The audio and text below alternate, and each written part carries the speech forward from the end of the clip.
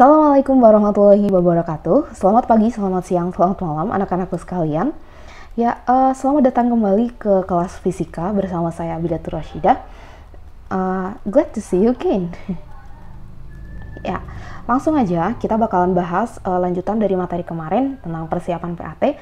Kita akan bahas sedikit tentang getaran dan gelombang dulu ya. Ini sebenarnya sudah pernah di SMP, di MTS, kita hanya mengulang aja. Nah, kita ulas dulu sebentar tentang getaran. Jadi, getaran itu adalah suatu gerak bolak-balik di sekitar titik keseimbangan, gitu. Nah, sedangkan gelombang itu adalah getaran yang berjalan, gitu. Yang berjalan atau yang merambat. Nah, berdasarkan mediumnya, gelombang itu dibagi jadi dua. Ada gelombang mekanik, ada gelombang elektromagnetik. Gelombang mekanik itu adalah gelombang yang selalu butuh medium buat bisa merambat, gitu. Contohnya, nih ada gelombang suara, kemudian ada gelombang tali, ada juga gelombang air, gitu. Mereka itu selalu butuh medium buat merambat. Mediumnya itu bisa berupa zat padat, zat cair, maupun zat gas atau udara, gitu ya kan. Nah, jadi gelombang-gelombang ini tidak akan bisa terjadi di ruang hampa, gitu. Contohnya, astronot itu nggak akan bisa saling berkomunikasi dengan suara mereka di luar angkasa, gitu. Jadi kalau mereka saling teriak nggak bakalan kedengeran, gitu, karena suara itu kan butuh medium dan di ruang angkasa itu tidak ada mediumnya, gitu. Nah, beda sama gelombang cahaya. Cahaya yang dihasilkan oleh matahari itu bisa sampai ke bumi walaupun udah ngelewatin beberapa ruang hampa di luar angkasa sana, gitu. Kenapa? Karena cahaya ini dia termasuk gelombang elektromagnetik, yaitu gelombang yang bisa merambat di mana aja tanpa medium pun dia bisa, gitu. Nah, contoh gelombang elektromagnetik itu sebenarnya ada banyak banget. Ada gelombang sinyal radio, ada sinyal TV, gitu. Ada TV, ada juga sinar UV, ultraviolet, sinar inframerah, kemudian nih yang buat ronsen itu sinar X, sinar alfa, beta, gamma, gitu. Jadi banyak banget gelombang elektromagnetik. Tadi kan udah tahu nih gelombang mekanik itu adalah gelombang yang butuh medium buat merambat. Nah, gelombang mekanik ini dibagi lagi jadi dua berdasarkan arah getar dan arah rambatnya, gitu. Nah, coba kita lihat dulu contoh gambar yang pertama nih. Ini adalah contoh gelombang yang diciptain sama selinki atau pegas kayak gitu. Nah, jadi si pegas besi ini, per gitu ya, si per ini, nah itu tuh digerakin sama orang ini ya, digerakinnya itu ke kanan, gini, ke kanan. Nah, ternyata gelombangnya juga geraknya tuh ke kanan. Nih, gelombangnya tuh lihat nih, ada yang mengkilat tuh kayak dia jalan ke sini gitu kan, jalan ke sini. Nah, ini menandakan bahwasanya arah getar itu sejajar dengan arah rambat, gitu. Jadi ketika orang itu ngegerakinya ke kanan, si gelombang juga bakal gerak ke kanan juga, gitu. Nah, itu namanya gelombang longitudinal, di mana arah getar sejajar dengan arah rambat. Nah, kemudian ada juga yang transversal. Contohnya, ini nih gelombang yang ada di air laut, gitu ya. Nah, gelombangnya itu bentuknya bukit sama lembah. Nah, gelombang transversal ini kebalikan dari gelombang longitudinal. Nah, kalau gelombang transversal ini, dia arah getar itu tegak lurus dengan arah rambat, gitu. Nah, jadi kita ambil contoh yang lebih bisa dibayangin nih. Ini nih gelombang tali sebelah sini. Nih. Nah, ketika si orang ini menggoyangkan talinya ke atas dan ke bawah, nah nanti gelombang talinya itu bakalan jalannya ke kanan, gitu. Nah, ini membuktikan bahwa arah getarnya kan ke atas, arah getarnya ke sana, tapi arah rambatnya ke kanan, gitu. Jadi arah getar dan arah rambatnya itu tegak lurus, gitu ya. Yuk kita definisikan satu getaran. Jadi getaran tadi itu kan gerak bolak-balik, gitu kan, di sekitar titik keseimbangan. Nah, disebut satu getaran atau nantinya akan sering kita sebut sebagai satu lambda itu kalau udah balik dari titik awal kembali ke titik awal. Nah, contohnya misalkan ada ini nih suatu bandul ya, bandulnya bergerak nih dari titik A. Nah, nanti kan dia bakal lewatin sini nih, ini titik B alias titik keseimbangannya. Nah, terus dia bakal menyimpang lagi sampai ke titik C gitu, ya kan? Nah, dari A ke B ke C ini bukan satu getaran, tapi baru setengah getaran. Kenapa? Karena belum balik gitu. Nah, baru kalau misalkan dia udah gerak sampai C, terus dia balik lagi ke B, balik lagi ke A. Nah, ini baru disebut sebagai satu getaran atau satu lambda gitu. Berarti satu lambda adalah dari A, B, C, B. Nah, selanjutnya kalau misalkan getarannya itu merambat dan rambatannya tegak lurus, berarti kan transversal nih. Kalau transversal kan yang tadi begini. Nah, dinyatakan satu getaran atau satu lambda itu apabila dia sudah menempuh satu bukit plus satu lembah. Berarti dari sini ke sini. Nah, dari sini ke sini ini satu lambda. Nah, berarti dari sini ke sini ini nambah lagi satu lambda lagi. Nah, dari sini ke sini ini satu lambda lagi. Nah, terus misalkan ini sampai sini nih. Nah, berarti ini dari sini ke sini berarti setengah lambda gitu. Paham ya? Oke, lanjut. Kalau misalkan bentuknya gelombang longitudinal, berarti kan bentuknya renggangan dan rapatan, renggangan dan rapatan kayak gitu. Nah, disebut satu gelombang kalau udah mencapai satu renggangan dan satu rapatan. Ini satu lambda. Berarti ada renggangan dan rapatan. Ini satu lambda lagi gitu. Oke, karena kalian sudah bisa mendefinisikan nilai satu getaran, nah kita udah bisa tuh ngitung frekuensi dan juga periode. Oke, frekuensi itu adalah ukuran seberapa sering suatu benda itu gerak bolak-balik gitu. Nah, sedangkan periode itu berapa waktu yang dibutuhin buat bolak-balik gitu. Contohnya, kalau frekuensi, misalkan sebuah daun yang digoyang oleh angin gitu, dia bolak-balik 10 kali dalam waktu 5 detik. Nah, berarti frekuensinya tinggal tuh hitung 10 per 5. Udah jadi 2. Nah, untuk frekuensi ini satuan internasionalnya adalah Hz.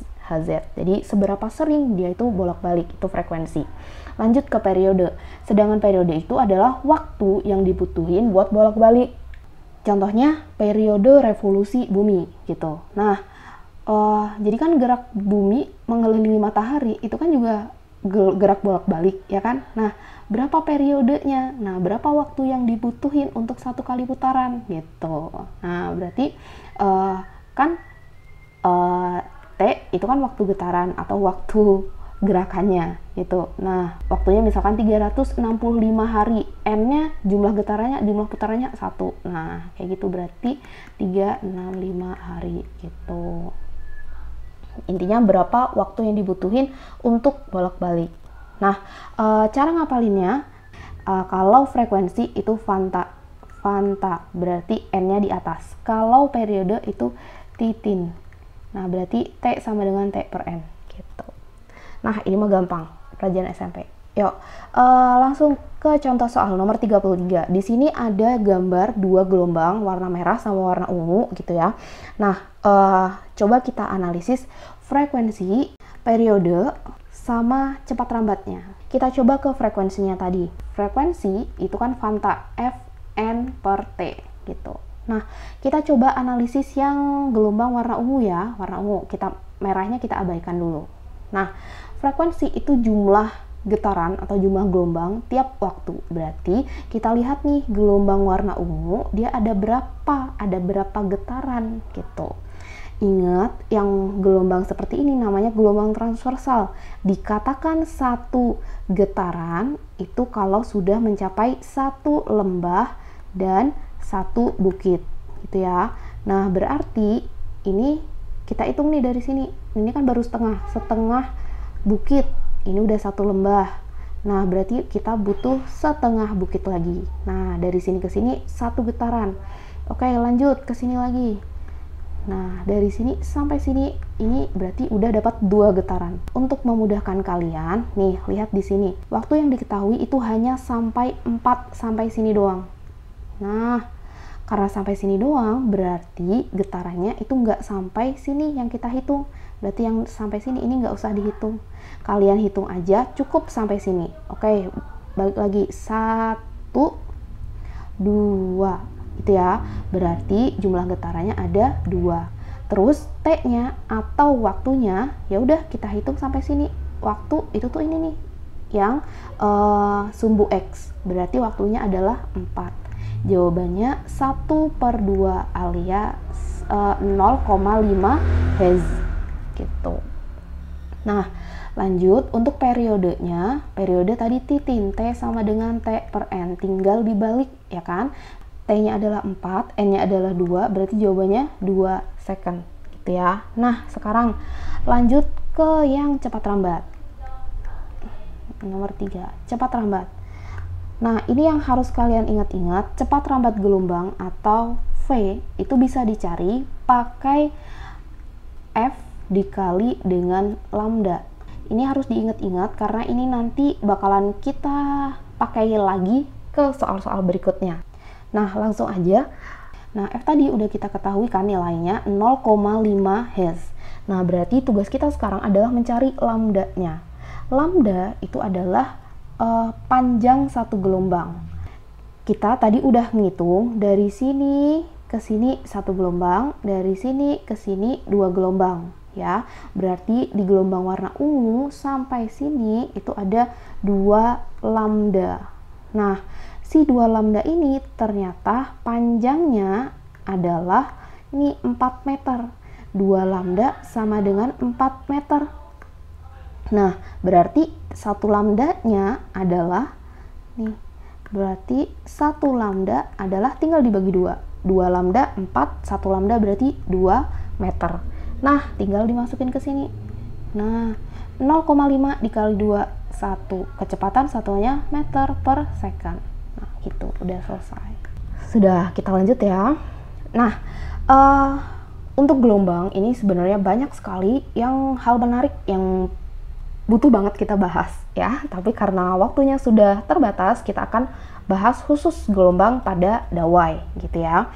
Nah, kita ambil contoh dawai yang paling sering kita lihat, yaitu gitar gitu ya. Nah, coba lihat, kenapa sih kok kalau kita neken di kunci gitar yang beda, itu suaranya bisa beda. Kalau kita neken senar gitar di posisi yang beda juga, nada yang dikeluarin beda-beda. Nah, kenapa tuh? Nah, ini nih, ternyata banyak banget faktornya kenapa gitar itu bisa menghasilkan berbagai macam nada yang begitu indah. Nah, yang pertama adalah tegangan senar ya gitu. Biasanya kalian bakalan ngelihat kalau orang-orang pada mau ngeband, pada mau mainin gitarnya, biasanya ngencengin dulu tuh senarnya gitu. Karena kalau ketegangan atau kekencangan senarnya itu nggak sesuai, nanti nadanya juga nggak sesuai yang mereka inginin gitu. Nah, jadi tegangan senar itu sangat berpengaruh pada nada yang akan dikeluarin. Terus, selain itu massa senar. Massa senar itu juga berpengaruh banget karena bisa kalian bayangin, senarnya gitar akustik itu kan beda banget sama senarnya bass gitu. Nah, senarnya gitar akustik kan tipis tuh, kemudian ringan, jadi suaranya lebih nyaring gitu. Nah, sedangkan bass ya suaranya lebih berat gitu, yang bass gitu. Jadi massa senar juga ngaruh ke nada yang dikeluarin. Kemudian yang ngaruh lagi adalah panjang senar. Jika ketiganya itu kita gabungkan, nah akan jadi ini nih rumus Mersenne. Jadi V sama dengan akar F kali L per M.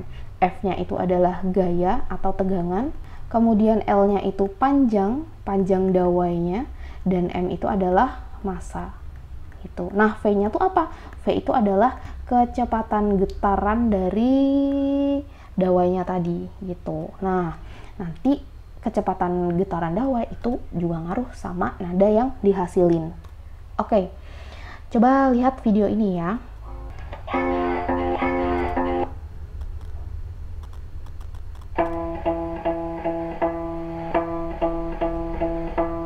Ya, jadi di video ini si masnya itu kan pegang gitar. Nah, dia coba neken senar gitar itu jauh dari dari kotak suaranya itu, dari lubangnya. Nah, terus dibandingin sama kalau deket sama si lubangnya itu. Nah, ketika jauh dari lubangnya, dari kotak suaranya itu, nada yang dihasilin itu berat gitu. kalau dia nekannya dekat kayak gitu, nah nadanya tuh lebih nyaring gitu. Nah, oke, lanjut. Jadi bisa disimpulin kayak gini nih. Makin panjang dawainya, makin rendah nadanya gitu, makin ya rendah. Makin kecil makin kecil frekuensinya. Oke. Jadi intinya tadi si masnya tadi itu tuh memvariasi panjang dawai. Nah, kenapa panjang dawai bisa berpengaruh pada nada? Itu alasannya adalah ini. Panjang yang berbeda itu akan menghasilkan banyak getaran yang berbeda juga. Nah, coba dilihat gambar ini. Di gambar ini adalah contoh gambaran kalau si senar gitar sedang menghasilkan nada dasar. Nah, kalau sedang di set buat menghasilkan nada dasar, akan terbentuk gelombang yang kayak gini. Hanya terbentuk satu bukit aja. Kalau yang terbentuk hanya satu bukit, maka dengan kata lain dia hanya terbentuk setengah lambda. Ingat ya, karena satu lambda itu satu bukit dan satu lembah. Karena dia cuma satu bukit, maka cuma setengah lambda gitu. Setengah lambda. Lanjut. Di nada atas 1, nah jadi tadi tuh nada dasar ya, do, re, mi, fa, sol, la, si, do gitu. Terus ada nada atas 1, nada atas 1 berarti yang lebih tinggi lagi, do, re, mi, fa, sol, la, si gitu. Jadi nada atas 2 nanti yang lebih tinggi lagi, do, re, mi, fa, sol gitu. Nah, oke. Kalau nada dasar itu dia terbentuk satu bukit saja, kalau nada atas 1 dia akan ngebentuk satu bukit dan satu lembah. Nah, ingat tadi ada satu bukit, satu lembah, berarti terbentuk satu lambda, satu gelombang.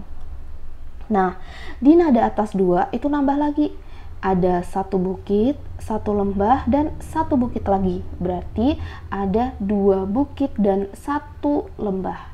Berarti di nada atas 2 itu terbentuk satu setengah gelombang. Satu setengah gelombang, atau kalau dibikin pecahan biasa jadi 3/2. Ini misalkan kita balik ya, kita cari lambdanya, berarti 2-nya naik ke atas ini ya, berarti jadi 2L. Oke, ini mah tetap sama, L sama dengan lambda. Nah, ini kalau mau kita cari lambdanya, berarti 2-nya jadi naik ke sini, jadi 2/3L gitu. Di sini ada contoh soal, the 90 cm long violin string has the second harmony of 50 Hz. Determine the velocity of that violin's tone wave. Oke, jadi ceritanya nih ada sentimeter. Sentimeter berarti otomatis yang diketahui adalah L alias panjang. Berarti panjang senar dari si biola, si violin ya. Terus has a second harmony. Second harmony, second itu 2. Berarti yang diomongin di sini adalah nada atas kedua. Gitu. Of 50 Hz. 50 Hz berarti satuannya Hz. Ini berarti frekuensinya. Nah, determine the velocity. Velocity berarti V. Nah, kalian disuruh mencari kecepatan getaran dari senar biola gitu. Nah, ingat yang tadi ini V adalah F dikali dengan lambda. Nah, berarti bisa nih kita masukin, oh, V sama dengan F kali lambda. F-nya udah diketahui 50 dikali lambda. Nah, lambdanya berapa? Berarti kita harus cari dulu lambda gitu.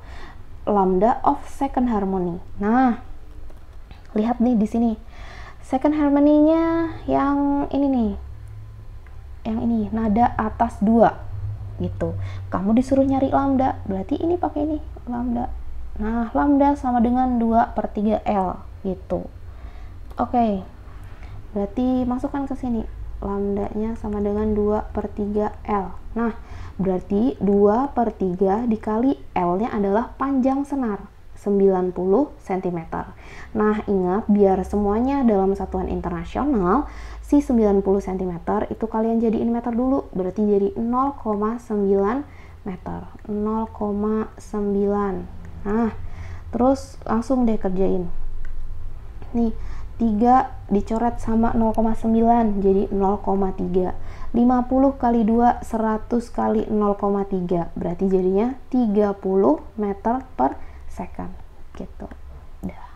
Lanjut ke nomor 32. A piano string 1.2 meter long has mass 9 grams. How much tension must the string be under if it's to vibrate at its first harmony with frequency of 200 Hz? Oke, jadi di sini ada satuannya meter, berarti dia pasti L alias panjang. Mass 9 grams, mass berarti M ya. Nah, ingat dia masih gram, berarti harus kita ubah menjadi kilogram dulu. Berarti 9 kali 10 pangkat min 3 kilogram. Kenapa min 3? Karena dari gram ke kilogram itu naik 3 tangga ya. Jadi 10 pangkat min 3 karena naik. Terus how much tension? Tension itu artinya adalah tegangan. Nah, tegangan itu kita lambangkan dengan F gitu. Gaya tegangan gitu. Terus di sini ceritanya first harmony. First harmony, first itu 1, berarti nada atas 1 with frequency. Frekuensi berarti F sama dengan 200 Hz. Oke, karena yang di sini yang ditanyakan adalah tegangan. Ketika diketahui M, L, dan F, berarti kita bisa pakai hukum Mersenne yang tadi. Hukum Mersenne tadi dia bilang V sama dengan akar dari F L per M, gitu kan ya.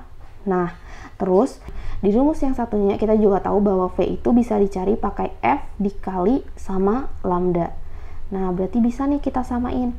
F kali lambda sama dengan F L per M. Nah, yang akan kita cari tujuannya adalah si F ini, gitu. Terus F yang kecil udah diketahui frekuensi ya, lambda belum, L-nya sudah ada, ini L, kemudian M-nya juga sudah ada. Berarti sebelum nyari F, kita harus cari dulu si lambdanya gitu. Nah, ingat nada atas 1. Oke, lihat nih, nada atas 1 berarti yang ini. Nada atas 1 yang terbentuk ada 1 lambda, berarti lambda nilainya sama dengan L. Oke, berarti 6 lambda nilainya sama dengan L. Yuk, masukin L-nya 1,2 meter. Udah selesai. Berarti bisa nih langsung kita lanjutin rumus ini. Berarti F kita masukin 200, lambdanya 1,2 sama dengan akar dari F-nya yang kita cari, L-nya 1,2 lagi, dan M-nya 9 kali 10 pangkat min 3 gitu. Oke, langsung kita kaliin 200 kali 1,2 jadi 240. Terus di sini bisa dicoret ya. Jadi ini sama ini bisa dicoret, yang ini dibagi 3 dapat 3, ini dibagi 3 jadi 0,4. Nah, 0,4 itu bisa kita tulis 4 kali 10 pangkat min 1 gitu. Terus kita coret lagi si 10 pangkat min 1, berarti di sini 10 pangkat min 2 gitu ya. Berarti di ruas kanan kita tinggal punya akar dari F dikali 4 dibagi 3 kali 10 pangkat min 2 gitu. Nah, oke, biar nggak susah ada akar-akar kayak gini, semuanya kita kuadratin. Jadi si 240 kita kuadratin, si yang di akar ini juga kita kuadratin. Nah, berarti jadinya 240 dikali 240 karena dikuadratin ya. Terus si akar karena dikuadratin berarti akarnya hilang. Tinggal F kali 4 per 3 kali 10 pangkat min 2. Nah, lanjut nih kita coret-coret lagi. 240 dibagi 4 berarti jadinya 60 gitu ya. Nah, terus ini dikaliin ke sini. 240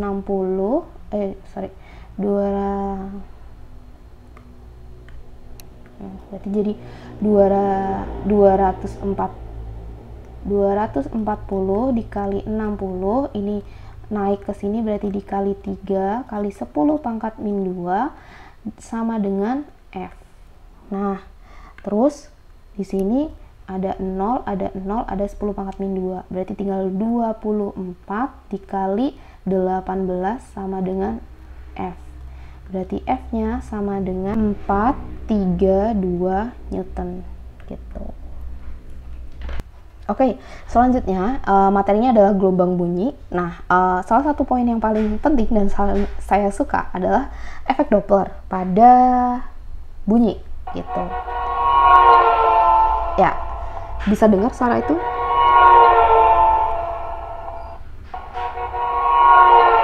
Ya, itu adalah suara yang kalian dengar kalau ada mobil yang lewat dan dia kenceng banget. Pertama, ketika mendekat itu suaranya berasa kenceng banget, tapi ketika mobilnya menjauh itu suaranya semakin meredam gitu, suaranya makin kurang kenceng. Tadi ketika mobil itu mendekat suaranya semakin kencang, dan ketika menjauh itu suaranya semakin rendah, semakin meredam. Nah, itu karena yang namanya si efek Doppler ini. Nah, jadi efek Doppler itu menyatakan bahwa akan ada pelayangan bunyi, akan terjadi perbedaan frekuensi. Nah, ketika suatu sumber bunyi itu mendekat dan suatu sumber bunyi itu menjauh gitu. Jadi besarnya tuh bakalan beda. Oke, di sini rumusnya kayak gini, Fs per V plus minus Vs, Fp per V plus minus Vp.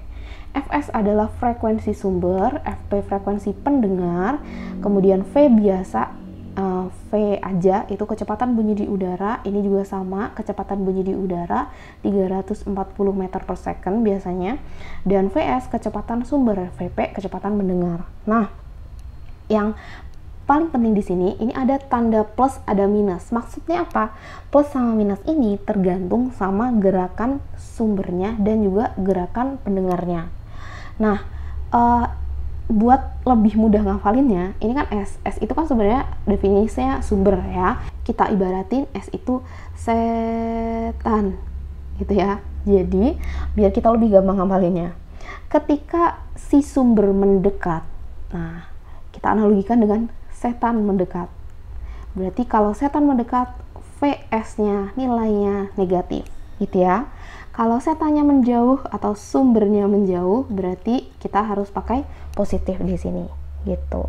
Karena di sini udah setan, maka di sini P kita ibaratkan peri. Nah, ibu peri yang baik hati ya, suka menolong. Nah, jadi kalau si peri mendekat atau si pendengar mendekat, maka Vp nilainya plus, dideketin peri. Nah, kalau P-nya menjauh, maka nilainya negatif, gitu. Nah, biar lebih paham, kita ke contoh soal.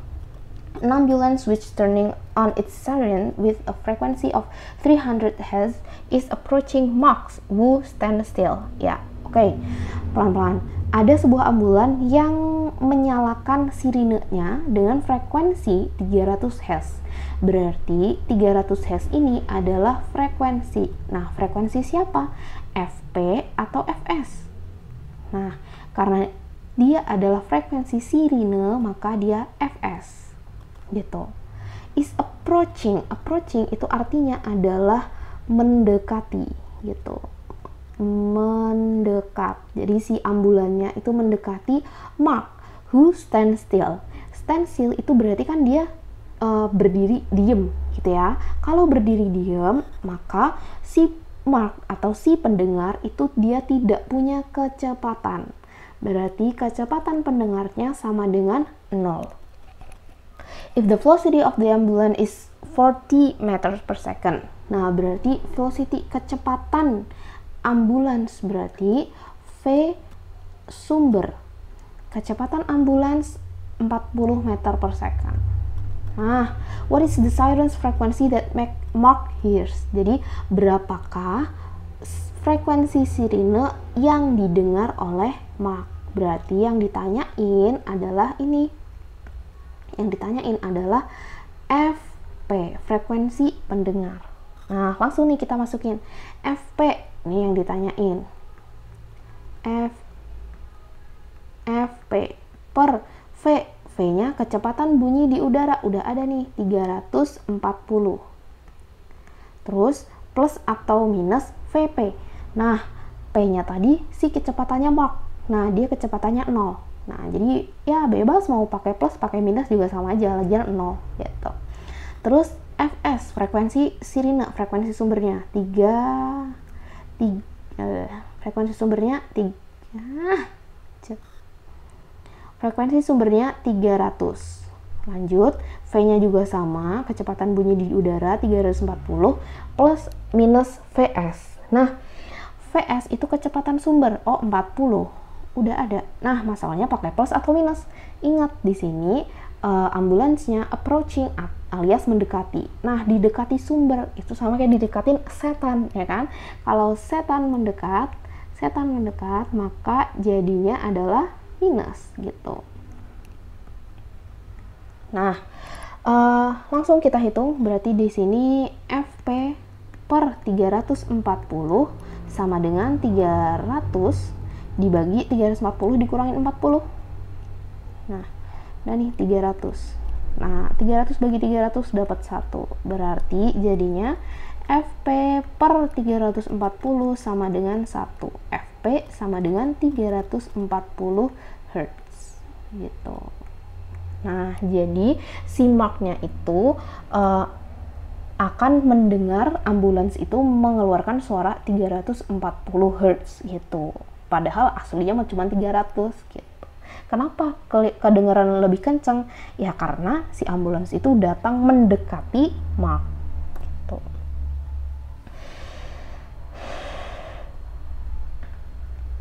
Oke, topik berikutnya yang juga penting banget, ini adalah tentang taraf intensitas atau sound level atau ya tingkat kebisingan gitu. Oke, yuk tonton dulu video ini. Gini, jadi tingkat kebisingan itu macam-macam ya. Ini di sini satuannya adalah dB. dB itu maksudnya adalah desibel. Kita coba contoh, misalkan kita lagi ngomong normal nih. Nah, ini intensitasnya, taraf intensitasnya atau kebisingannya itu cuma 60 desibel. Nah, oke, lanjut nih. Kalau yang lebih kenceng 400.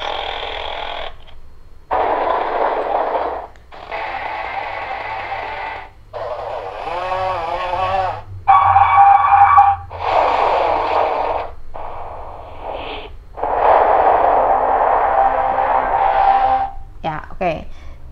Semoga video itu bisa membantu kalian memahami apa sih itu taraf intensitas atau sound level atau tingkat kebisingan. Nah, gimana cara ngitungnya? Sebenarnya ada banyak banget cara ngitung taraf intensitas ya. Jadi tergantung, misalkan semakin jauh jaraknya juga pasti taraf intensitasnya semakin berkurang. Kemudian semakin banyak jumlahnya, taraf intensitasnya semakin bertambah. Jadi banyak yang berpengaruh gitu. Jadi ada jumlah, ada juga jarak, itu tuh ngaruh. Nah, kita coba bahas yang jumlah aja. Ini. Nah, ini nih kunci dari menghitung taraf intensitas adalah kalian harus paham logaritma ya. Logaritma ini pernah kalian pelajari di matematika kelas 10.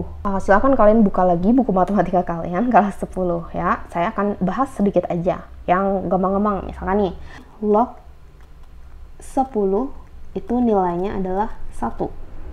Terus 100 itu sebenarnya adalah log 10 pangkat 2. Nah, kalau ada pangkat di sini, ini tuh pangkatnya bisa maju ke depan sini. Berarti nulisnya jadi gini, 2 log 10.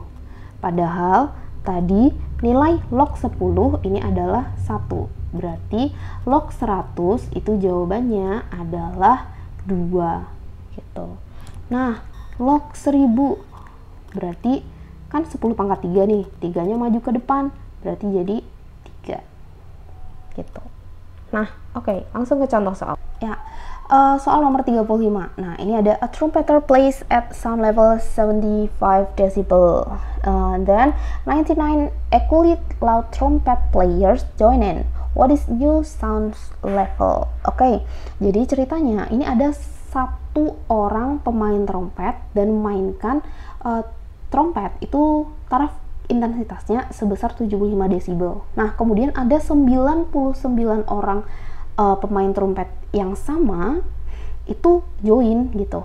What is new sound level? Nah, berapakah taraf intensitasnya sekarang gitu. Nah, berarti kita hitung berdasarkan rumus yang tadi. Tadi TI2 atau taraf intensitas yang kedua sama dengan taraf intensitas awalnya tadi ditambah 10 log N2 per N1.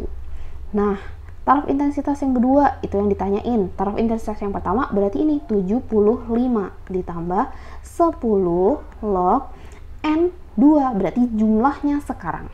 Nah, ini tadi ada 1, kemudian ditambah 99, berarti jadi 100 ya, per N1. N1 itu jumlah yang awal. Nah, awalnya jumlahnya cuma 1. Berarti 75 ditambah 10 log 10 pangkat 2, gitu kan ya. Nah, terus 75 ditambah, nih, ingat yang tadi 10 pangkat 2, berarti 2-nya bisa maju ke sini. Nah, berarti jadi 10 dikali 2. Nah, log 10 itu kan 1, berarti nggak usah kita tulis. Langsung 75 ditambah 10 kali 2, berarti kayak 75 ditambah 20, berarti jadi 95 desibel. Nah, oke, ini jawabannya. Baik, cukup sekian pembahasan dari kisi-kisi PAT kali ini. Terima kasih atas perhatiannya, semoga bermanfaat. Assalamualaikum warahmatullahi wabarakatuh.